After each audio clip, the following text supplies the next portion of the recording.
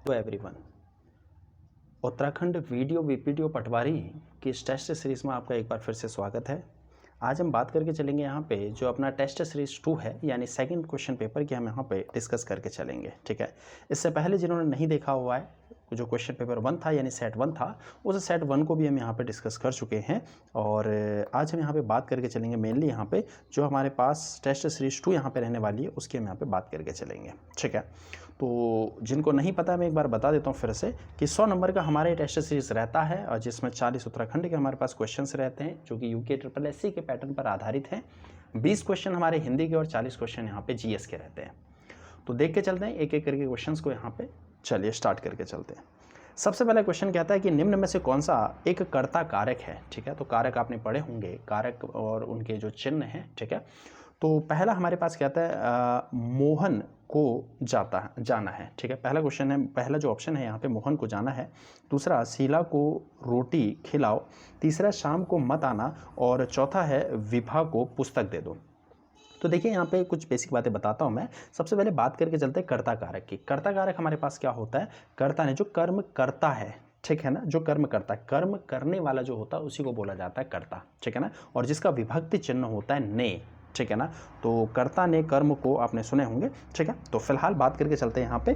तो यहाँ पे जो पहला ऑप्शन है देखो, मोहन को जाना है। ठीक है ना, मोहन को जाना है, तो मोहन यहाँ पे कर्ता है जिसको जाने का काम करना है यानी जाना है। तो इसका सही आंसर हो जाएगा ऑप्शन नंबर ए, तो इसका करेक्ट आंसर हो जाएगा। चलिए बढ़ते हैं अगले क्वेश्चन की तरफ। अगले क्वेश्चन में हमसे कहता है कि परिणामवाचक क्रिया विशेषण वाक्य पहचानिए। ठीक है, तो हमें बताना है कि कौन सा इसमें से परिणामवाचक क्रिया विशेषण है। ठीक है, तो पहला हमारे पास है, हमें बड़ों से आदरपूर्वक बात करनी चाहिए।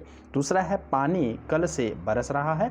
तीसरा रात को कम खाना चाहिए। बिल्कुल ऑप्शन नंबर सी यहाँ पे इसका करेक्ट आंसर हो जाएगा कि रात को कम खाना चाहिए। ठीक है ना, परिणामवाचक इसका एक परिणाम निकलेगा और क्रिया विशेषण अपने आप में है कि क्रिया की विशेषता है कि कम खाना चाहिए, कम, ज़्यादा, बहुत या फिर धीरे, ये सब क्या होते हैं हमारे पास क्रिया विशेषण होते हैं जो कि क्रिया की विशेषता बताते हैं। ठीक है ना, तो ऑप्शन नंबर सी इसका क्या हो जाएगा यहाँ पे करेक्ट आंसर हो जाएगा। चलिए बढ़ते हैं अगले क्वेश्चन की तरफ। क्वेश्चन नंबर 3 में कहता है निम्न में से कौन सा तद्भव तत्सम शब्द युग्म गलत है। तो बताना है तद्भव तत्सम शब्द इसमें से कौन सा है। पहला हमारे पास है खाई, खाई का खाती, बिल्कुल सही है। ठीक है ना, खाई हमारे पास जो है ये तद्भव है और खाती उसका जो हमारे पास है ये तत्सम शब्द है। जवान का यौवन, बिल्कुल यौवन अवस्था या यौवन अवस्था आपने सुना होगा। ठीक है ना, अगला है इतना का इयत। ठीक है ना, और इसके बाद हमारे पास है आधा का अवमूर्ध। ठीक है ना, चलिए अब देखिए इसमें अगर बात करके चले, औधा और अवमूर्ध ये ठीक है, इतना इयत ये भी तद्भव तत्सम बिल्कुल मैच करता है, खाई और खाती भी बिल्कुल मैच करता है। इसमें से जो ऑप्शन नंबर बी है, ठीक है ना, जो कि हमारे पास क्या है, जवान और यौवन। ठीक है ना, तो जवान और यौवन दोनों ही हमारे पास क्या होते हैं, तद्भव शब्द होते हैं। ठीक है, दोनों ही क्या होते हैं यहाँ पे तद्भव शब्द होते हैं। जबकि अगर बात करके चलें कि जवान का तत्सम क्या होगा, तो जवान का तत्सम हमारे पास होता है, वो होता है युवान। ठीक है ना, कई बार क्वेश्चन पूछा गया है, ध्यान रखना, जवान का जो तत्सम होता है वो होता है युवान। ठीक है ना, चलिए तो ऑप्शन के अकॉर्डिंग जो हमारे पास ऑप्शन नंबर बी है इसका यहाँ पे क्या हो जाएगा, करेक्ट आंसर हो जाएगा। बढ़ते हैं अगले सवाल की तरफ। क्वेश्चन नंबर 4 तो हमसे कहता है निम्न में कौन सा युग्म पर्यायवाची के संबंध में गलत है। तो बताना है कि कौन सा पर्यायवाची नहीं है। पहला है धरती इला, बिल्कुल ये इसका पर्यायवाची है, धरती को ही क्या कहा जाता है, इला भी कहा जाता है। जूता उपान, बिल्कुल सही बात है। कमल और पुष्प ये दोनों गलत हो गए। ठीक है ना, कमल और पुष्प यहाँ पे इसके पर्यायवाची नहीं है। कमल का जलज, नीरज, ठीक है ना, पंकज, ये सभी कमल के पर्यायवाची होते हैं, जबकि पुष्प का फूल, ठीक है ना, इस तरीके से हमें यहाँ पे देखने के लिए मिल जाता है। ठीक है ना, तो ये दोनों एक दूसरे के पर्यायवाची नहीं है। ठीक है, जबकि पुष्प का एक प्रकार कमल हमें देखने के लिए मिलता है। तो इसके अकॉर्डिंग जो हमारे पास ऑप्शन नंबर सी है ये क्या हो जाएगा, इसका करेक्ट आंसर हो जाएगा। चलिए बढ़ते हैं अगले क्वेश्चन की तरफ। अगला क्वेश्चन हमसे कहता है क्वेश्चन नंबर 5, बानु गढ़वाली शब्द का संबंध किससे है। ठीक है ना, गढ़वाली भाषा में एक शब्द प्रयोग किया जाता है बानु, जिसका मतलब क्या है, पहला एक प्रकार का घास जिससे झाड़ू बनता है। बिल्कुल ऑप्शन नंबर ए यहाँ पे करेक्ट आंसर हो जाएगा कि बानु एक घास है जिससे क्या होता है, यहाँ पे रोजमर्रा के लिए हम यहाँ पे क्या करते हैं, अपने दैनिक जीवन के लिए झाड़ू बनाने में इसको प्रयोग में लाया जाता है। ठीक है, चलिए बढ़ते हैं अगले सवाल की तरफ। अगला सवाल हमसे कहता है क्वेश्चन नंबर 6 में, चौमासिक घस्यार यूने की रशियार, ठीक है। तो एक कहावत यहाँ पे लोकोक्ति दी गई है कि चौमासिक घसियार यूने की रशियार, ठीक है ना। गढ़वाली कुमाऊनी लोकोक्ति का सही अर्थ क्या होगा? तो ये कई बार पूछा गया क्वेश्चन है, ये कई बार रिपीटेड ही हमारे पास लोकोक्ति है, जिसका मतलब चौमास का मतलब होता है बरसात, ठीक है ना। तो बरसात में जैसे आम शब्द में अगर इसका बता के चलूँ तो इसका जो आम भाषा में अर्थ है कि भैया कि चौमास में देखिए बरसात होती है तो बहुत ज़्यादा घास होती है, तो चौमास में घास कौन नहीं काट के ला सकता है? यूने की रसार, यून का रशियार कौन नहीं बन सकता? रशियार का मतलब होता है रसोईया। ह्यून का मतलब जाड़ों से है, तो जाड़ों में इतना ठंडा होता है तो जाड़ों में कौन पसंद नहीं करेगा रसोईया बनना, क्यों? आग सेकने के लिए मिल जाता है ना। तो इसके अनुसार हमें बताना है इसका अर्थ क्या होगा। पहला है दोगलापन, नहीं। दूसरा है विशेष समय का इंतजार करना, ये भी नहीं होगा इसका। ऑप्शन नंबर सी कहता है अत्यधिक उदार हो जाना या दिल खोलकर वार्ता करना, बिल्कुल गलत हो जाएगा। अवसर देखकर अपने मतलब का आसान काम पकड़ लेना, बिल्कुल बिल्कुल सही आंसर हो जाएगा। जैसा मैंने बताया कि चौमास यानी बरसात में बहुत सारी घास होती है तो कहीं से भी काट के लाया जा सकता है बहुत आसानी से, और ह्यून यानी जाड़ों में बहुत ज़्यादा ठंडा होता है तो अपने अनुसार सहूलियत के अनुसार हम यहाँ पे रसोइये का काम पकड़ना ज़्यादा पसंद करते हैं। तो ऑप्शन के अकॉर्डिंग ऑप्शन नंबर डी यहाँ पे इसका करेक्ट आंसर हो जाएगा। चलिए अब बढ़ते हैं अगले क्वेश्चन की तरफ। अगले क्वेश्चन में हमसे कहता है क्वेश्चन नंबर 7 में, सुमित्रा नंदन पंत की प्रसिद्ध रचना वे आंखें किस विषय पर आधारित है, ठीक है। तो ये हमें बताना है ये किस पर है, ठीक है ना। वे आंखें जो हमारे पास ये है तो इसका विषय क्या, मुख्य विषय क्या है इसका, ठीक है। तो ऑप्शन देख के चलते हैं। पहला है किसानों पर, बिल्कुल अगर आपने इनका ये रचना पढ़ी हुई है तो ये इसका सही आंसर हो जाएगा किसानों पर। किसानों पर आधारित ये रचना है कि वे आंखें, ठीक है ना, किसानों के बारे में इसमें दर्शाया गया है, ठीक है ना। तो चलिए बढ़ते हैं अगले क्वेश्चन की तरफ। क्वेश्चन नंबर 8 में, क्वेश्चन नंबर 8 की बात करके चलते हैं। कहता है पश्चिमी कुमाऊनी बोली को सुमेलित करें, ठीक है ना। पश्चिमी कुमाऊनी जो बोली है उसको सुमेलित हमें यहाँ पे करके चलना है। पहला हमसे कहता है खस परजिया, ठीक है ना। तो खस परजिया की अगर बात करके चलें तो ये 12 मंडल क्षेत्र में यहाँ पे इसका प्रयोग किया जाता है, ठीक है ना। 12 मंडल क्षेत्र में यहाँ पे इसका प्रयोग किया जाता है। दूसरा हमारे पास है पछाई, ठीक है ना। जो पछाई हमारे पास है इसका जो प्रयोग किया जाता है मुख्य रूप से ये गेवाड़ क्षेत्र में इसका यूज़ किया जाता है, ठीक है ना। जो गेवाड़ क्षेत्र है इस गेवाड़ क्षेत्र में इसका यूज़ किया जाता है। तीसरा हमारे पास है फल्दिया कोटी, ठीक है ना। तो अल्मोड़ा व नैनीताल के कुछ क्षेत्रों में इसका प्रयोग किया जाता है फल्दिया कोट का। और इसके अलावा हमको मिलता है चौखरिया, ठीक है ना, चौगरखिया। तो ये हमें देखने के लिए मिलता है और इसका सही ऑप्शन हो जाएगा चौखरिया। नाम से समझ में आ रहा होगा आपका परगना क्षेत्र अल्मोड़ा, ठीक है ना। तो ऑप्शन के अकॉर्डिंग अगर बात करके चले तो ऑप्शन नंबर सी क्या हो जाएगा इसका यहाँ पे करेक्ट आंसर हो जाएगा। चलिए बढ़ते हैं अगले क्वेश्चन की तरफ। क्वेश्चन नंबर 9 में हमसे कहता है कि कार्यालय आदेश क्या है, ठीक है ना। तो पत्र जो हमारे पास औपचारिक अनौपचारिक जो पत्र होते हैं उन पे आधारित ये प्रश्न पूछा गया है कि कार्यालय आदेश क्या है। पहला, कार्यालय के पदाधिकारियों के वेतन बढ़ोतरी के आदेशों की सूचना, बिल्कुल गलत हो जाएगा ये। ऑप्शन नंबर बी हमसे कहता है कार्यालय के पदाधिकारी द्वारा किए गए अपराध के आदेशों की सूचना, ये भी गलत हो जाएगा। ऑप्शन नंबर सी है कार्यालय के कर्मचारियों के लिए समय समय पर निकाले गए आदेशों की सूचना, बिल्कुल ऑप्शन नंबर सी यहाँ पे क्या हो जाएगा सही आंसर हो जाएगा कि जो भी डिपार्टमेंट में जितने भी एम्प्लॉयज़ हैं या फिर जितने भी हमारे पास यहाँ पे कार्यकर्ता हैं या फिर ये कह लो कि कर्मचारी हैं उनके लिए समय समय पर क्या किया जाता है, कुछ सूचनाएं जारी की जाती है ना। तो उसी को ही क्या बोला जाता है कार्यालय आदेश यहाँ पे कहा जाता है, ठीक है ना। चलिए बढ़ते हैं अगले क्वेश्चन की तरफ। क्वेश्चन नंबर 10 में, क्वेश्चन नंबर 10 में हमसे कहता है कि निम्न में किसकी वर्तनी शुद्ध है। तो बताना है इसमें से वर्तनी किसकी शुद्ध है, कौन यहाँ पे शुद्ध रूप से लिखा गया है, ठीक है ना।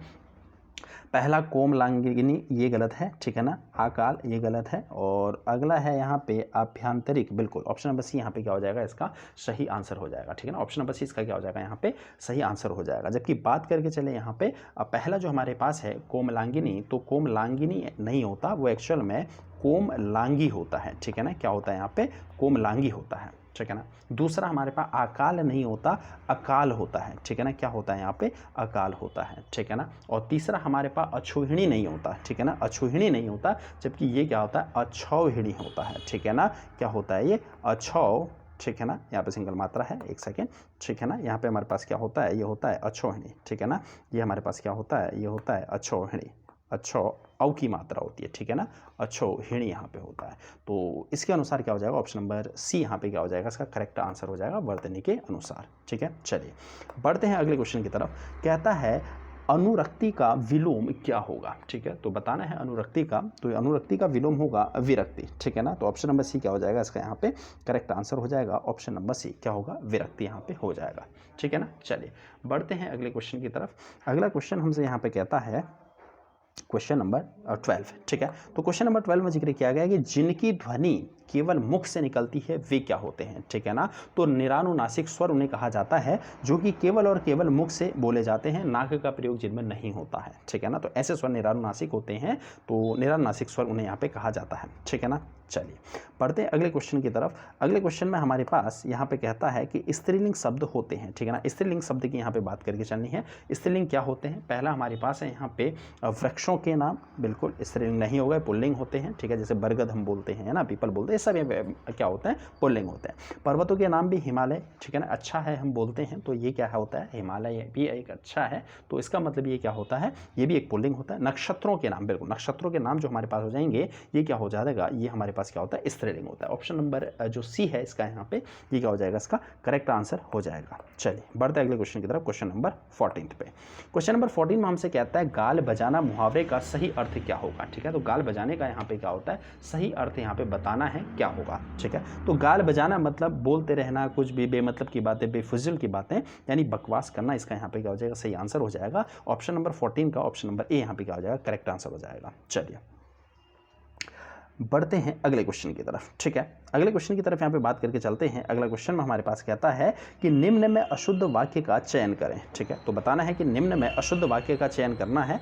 पहला हमसे कहता है कि दर्शक गणों से अनुरोध है, ठीक है। दूसरा हमसे कहता है कि किसी को मारना, क्वेश्चन नंबर 15 की यहाँ पे बात चल रही है, क्वेश्चन नंबर 14 हो चुका है हमारा। क्वेश्चन नंबर 15 में हमसे कहता है यहाँ पे कि अशुद्ध वाक्य का चयन करना, अशुद्ध कौन सा है। पहला हमसे कहता है यहाँ पे कि दर्शक गणों से अनुरोध है, ठीक है ना, ये क्या है, बिल्कुल शुद्ध वाक्य है। दूसरा कहता है आप इस पत्र पर हस्ताक्षर कर दीजिए, ये भी क्या है, शुद्ध वाक्य है। तीसरा कहता है हमारे ऊपर पूज्य पिताजी का आशीर्वाद है, बिल्कुल ये भी यहाँ पे सही है। और चौथा अगर बात करके चले, पुलिस ने चोर के भ्रम में दीनदयाल को पकड़ लिया, ठीक है ना। तो चोरी के भ्रम में पकड़ लिया, ये यहाँ पे गलत होने वाला है। जबकि वास्तव में अगर बात करके चले तो पुलिस ने चोरी के अपराध में यहाँ पे होना चाहिए, भ्रम में नहीं, ठीक है ना। चोरी क्या है, भ्रम नहीं है, चोरी एक अपराध होता है, तो चोरी के अपराध में यहाँ पे दीनदयाल को पकड़ लिया। तो ऑप्शन नंबर डी यहाँ पे क्या हो जाएगा, ऑप्शन के अकॉर्डिंग इसका करेक्ट आंसर हो जाएगा। चलिए बढ़ते हैं अगले क्वेश्चन की तरफ।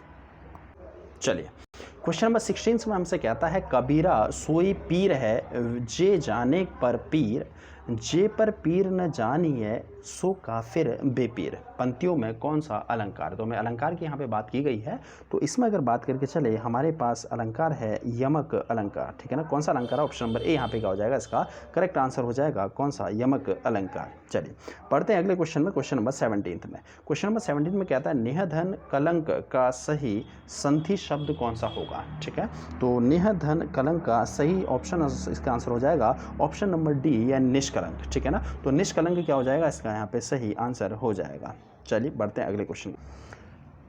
क्वेश्चन नंबर 18 में हमसे कहता है निम्न में सही विराम चिन्ह से युक्त वाक्य का चयन करें। तो बताना है किसमें सही विराम चिन्ह का प्रयोग यहाँ पे किया गया है। पहला कहता है क्या आप हरिद्वार से आए रहे हैं, ठीक है। तो इसमें तो यहाँ पे विराम चिन्ह जैसा कुछ नहीं है, ठीक है। तो अगला बात करके चलते हैं यहाँ पे, सुनो सुनो वह गा रही है, ठीक है ना। तो यहाँ पे क्या होगा, यहाँ पे सुनो होगा, ठीक है ना। दो बार यहाँ पे सुनो है, सुनो सुनो वो गा रही है, ठीक है ना। चलिए तो ऑप्शन नंबर बी क्या हो जाएगा, इसका यहाँ पे करेक्ट आंसर हो जाएगा, यानी ऑप्शन के अकॉर्डिंग ऑप्शन नंबर बी क्या हो जाएगा, इसका करेक्ट आंसर हो जाएगा। चलिए पढ़ते हैं अगले क्वेश्चन की तरफ। अगला क्वेश्चन हमसे कहता है क्वेश्चन नंबर 19 में, माँ ने बच्चों को मिठाइयाँ दी, वाक्य में रेखांकित पद में कौन सा कारक है, ठीक है। तो बच्चों को, कर्ता ने, कर्म को, तो ऑप्शन के अकॉर्डिंग जो यहाँ पे हो जाएगा कर्ता ने कर्म को, ठीक है ना। अब कर्म यहाँ पे जो हमारे पास बच्चे हैं, बच्चे कर्म नहीं है, ठीक है ना। तो कर्म हमारे पास यहाँ पे क्या, मिठाई एक कर्म है।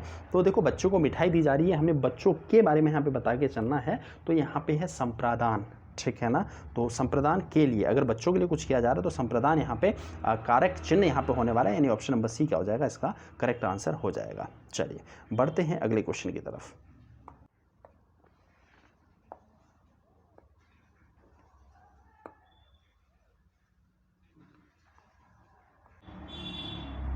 चलिए बढ़ते हैं क्वेश्चन नंबर 20 में। कहता है निम्न कथनों पर विचार कीजिए। तो विचार करना है निम्न कथनों पे, ठीक है, कहा गया है। और पहला ऑप्शन हमसे कहता है यहाँ पे कि संस्कृत भाषा से बिना किसी परिवर्तन के हिंदी में प्रयोग किए जाने वाले शब्दों को तत्सम शब्द कहा जाता है, ठीक है। और दूसरा कहता है कि ऐसे शब्द जो विदेशी भाषाओं से हिंदी भाषा में आए हैं उन्हें तद्भव कहा जाता है, ठीक है ना। तो ऑप्शन नंबर यहाँ पे क्या हो जाएगा, बी यहाँ पे कथन नंबर 2 गलत हो जाएगा। ऐसे शब्दों को विदेशज शब्द कहा जाता है, ठीक है ना। जो विदेश से आए हैं उन्हें क्या बोला जाता है, विदेशज शब्द उन्हें कहा जाता है। पहला कथन कहता है संस्कृत भाषा से बिना किसी परिवर्तन के हिंदी में प्रयोग किए जाने वाले जो शब्द होते हैं उन्हें तत्सम शब्द कहा जाता है। बिल्कुल ऑप्शन नंबर यहाँ पे क्या हो जाएगा, इसका कथन ए यहाँ पे सही हो जाएगी, नहीं ऑप्शन के अकॉर्डिंग सही आंसर होगा। ऑप्शन नंबर ए यहाँ पे क्या हो जाएगा, इसका करेक्ट आंसर हो जाएगा। चलिए बढ़ते हैं अगले क्वेश्चन में, क्वेश्चन नंबर 21 की तरफ।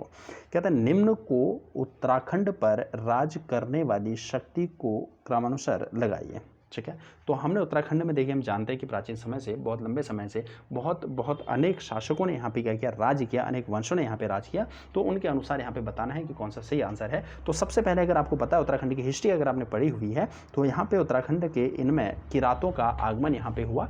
किरातों के बाद यहाँ पे खसों का आगमन हुआ। खस के बाद यहाँ पे नागों का आगमन हुआ। नाग के बाद हुण आए और हुण के बाद फिर यवन यहाँ पे आए, ठीक है ना। यौधेय वंश भी जिन्हें यहाँ पे कहा जाता है, ठीक है। चलिए बढ़ते हैं ऑप्शन के अकॉर्डिंग। ऑप्शन नंबर क्या हो जाएगा, 20 का करेक्ट आंसर हो जाएगा। बढ़ते हैं क्वेश्चन नंबर 22 की तरफ। कहता है चंद शासन काल में एक अधाली कितना होता था, ठीक है। तो उनका जो प्रशासन है चंद वंशीय, उससे संबंधित यहाँ पे पूछा गया है। तो लगभग 15 किलो का जो हमारे पास वजन होता था वो एक अधाली के यहाँ पे बराबर होता था, ठीक है। ऑप्शन नंबर सी क्या हो जाएगा, इसका यहाँ पे करेक्ट आंसर हो जाएगा। चलिए बढ़ते हैं अगले क्वेश्चन में, क्वेश्चन नंबर 23 की तरफ। क्वेश्चन नंबर 23 में हमसे कहता है कि निम्न में पवार वंशों के राजा के संबंध में असत्य विकल्प का चयन करना है, ठीक है। हम जानते हैं कि कुमाऊं में चंद वंश जबकि गढ़वाल में पवार शासकों का प्रचलन था। तो पवार वंश से संबंधित यहाँ पे कुछ कथन दिए गए हैं और बताना है कि कौन सा गलत है। पहला, प्रदीप शाह ने सिखों के आक्रमण से बचने के लिए 4000 रुपये वार्षिक कर राखी नामक कर देना स्वीकार किया, ठीक है ना। तो ये हमारे पास क्या है, एक असत्य कथन है।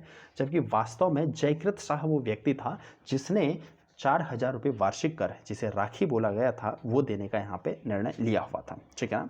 अगला है राखी कर लूटमार न करने के बदले लिया जाता था, बिल्कुल सही है ये। राखी कर उपज का 5वां भाग होता था, बिल्कुल यहाँ पे, और सभी कथन सत्य नहीं। तो ऑप्शन के अकॉर्डिंग ऑप्शन नंबर ए क्या हो जाएगा, यहाँ पे इसका करेक्ट आंसर हो जाएगा, ठीक है ना। चलिए बढ़ते अगले क्वेश्चन की तरफ। अगला क्वेश्चन कहता है कि गली विसुरा का सूर्य मंदिर कहाँ है, ठीक है। तो बताना है ये हमारे पास गली विसुरा का कहाँ है, सूर्य मंदिर जो हमारे पास ये कहाँ है, अल्मोड़ा के अंदर स्थित है, ठीक है ना। तो अपने उत्तराखंड में एक और मंदिर जो कि हमारे पास है बड़ादित्य या फिर सूर्य या कटार मल मंदिर जिसे कहा जाता है, ये भी अल्मोड़ा में ही स्थित है। चलिए बढ़ते हैं अगले क्वेश्चन की तरफ।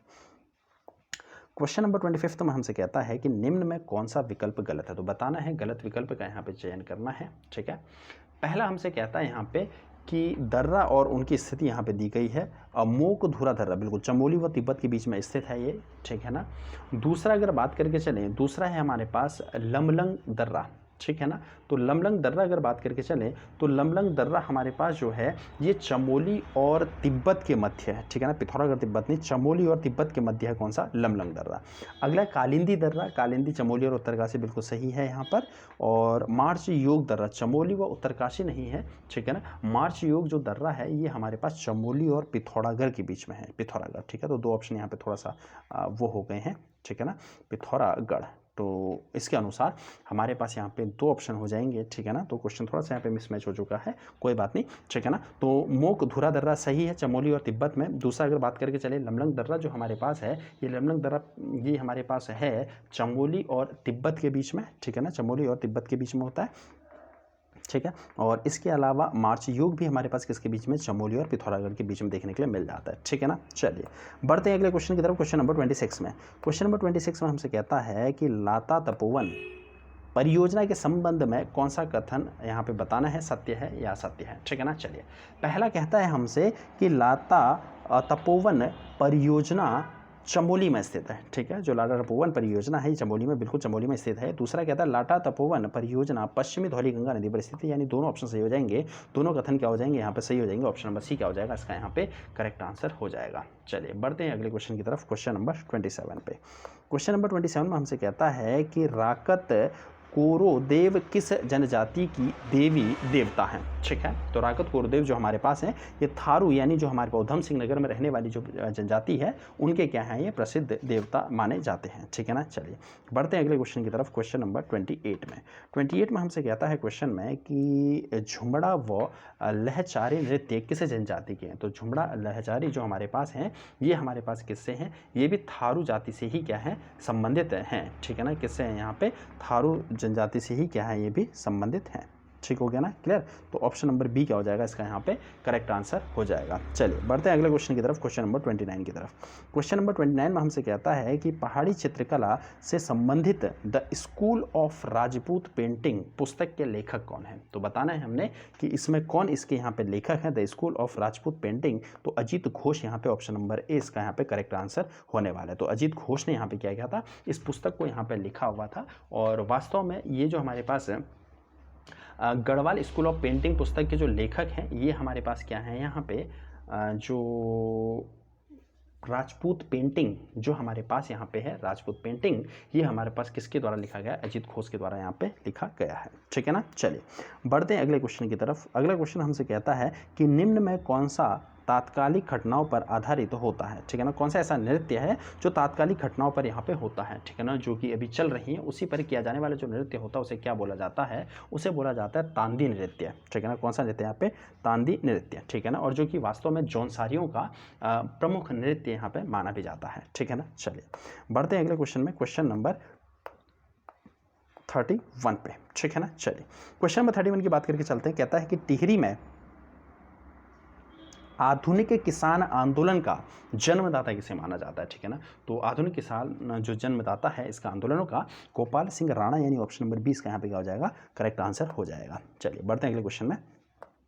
क्वेश्चन नंबर हमसे 32 में कहता है कि शराब विरोधी आंदोलन के तहत उत्तराखंड संघर्ष समिति ने नशा नहीं रोजगार दो का नारा कब दिया था? ठीक है, तो बहुत प्रचलित ये नारा हुआ था, 1984 का ये नारा था जब कहा गया था कि भैया क्या हमें क्या चाहिए, हमें नशा नहीं हमें रोजगार चाहिए। ठीक है ना, चलिए बढ़ते हैं क्वेश्चन नंबर 33 की तरफ को। ठीक है ना, तो क्वेश्चन नंबर 33 में हमसे कहता है न्योली नामक समाचार पत्र का प्रकाशन निम्न में से कहाँ से होता था? तो पिथौरागढ़ वो स्थान है जहाँ से न्योली समाचार पत्र का क्या होता था? प्रकाशन होता था। ठीक है ना, क्वेश्चन नंबर 34 की बात करके चलते हैं। कहता है राज्य के इतिहास के संबंध में अठवाड़ा क्या है? ठीक है ना, तो अठवाड़ा क्या है? एक पूजा है, वास्तव में ये क्या हुआ है, एक बलि पूजा होती है। ठीक है ना, जो अठवाड़ा हमारे पास है, ये अठवाड़ा क्या है? एक बलि पूजा यहाँ पे होती है। ठीक है ना, एक प्रचलित क्या है? बलि पूजा है। ठीक है ना, क्लियर? चलिए बढ़ते हैं अगले क्वेश्चन की तरफ।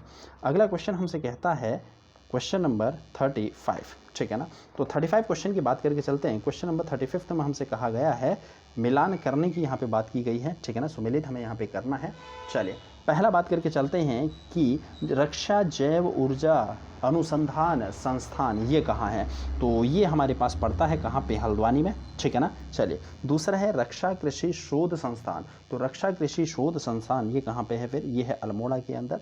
तीसरा बात करके चलते हैं कि क्षेत्रीय आयुर्वेद अनुसंधान ये कहाँ है? रानीखेत के अंदर ही। और चौथा है राजकीय प्रेस, ये कहाँ है? रुड़की के अंदर ही। ठीक है ना, तो ऑप्शन के अकॉर्डिंग मैच कर लेंगे। यहाँ पे क्या हो जाएगा? जो ऑप्शन नंबर बी है इसका ही क्या हो जाएगा? करेक्ट आंसर हो जाएगा। चलिए बढ़ते हैं अगले क्वेश्चन की तरफ। क्वेश्चन नंबर 36 में कहता है ग्राम पंचायत का बजट तैयार करवाने का उत्तरदायित्व किसका होता है? ठीक है ना, पॉलिटी से। तो ग्राम पंचायत जायज़ सी बात है उसका जो बजट तैयार करेगा वो कौन करेगा? ग्राम पंचायत सचिव यहाँ पे बजट तैयार करने वाला है। ऑप्शन के अकॉर्डिंग ऑप्शन नंबर ए इसका यहाँ पे क्या हो जाएगा? करेक्ट आंसर हो जाएगा। चलिए बढ़ते हैं अगले क्वेश्चन की तरफ। क्वेश्चन नंबर 37 में कहते हैं निम्न कथनों पर विचार कीजिए।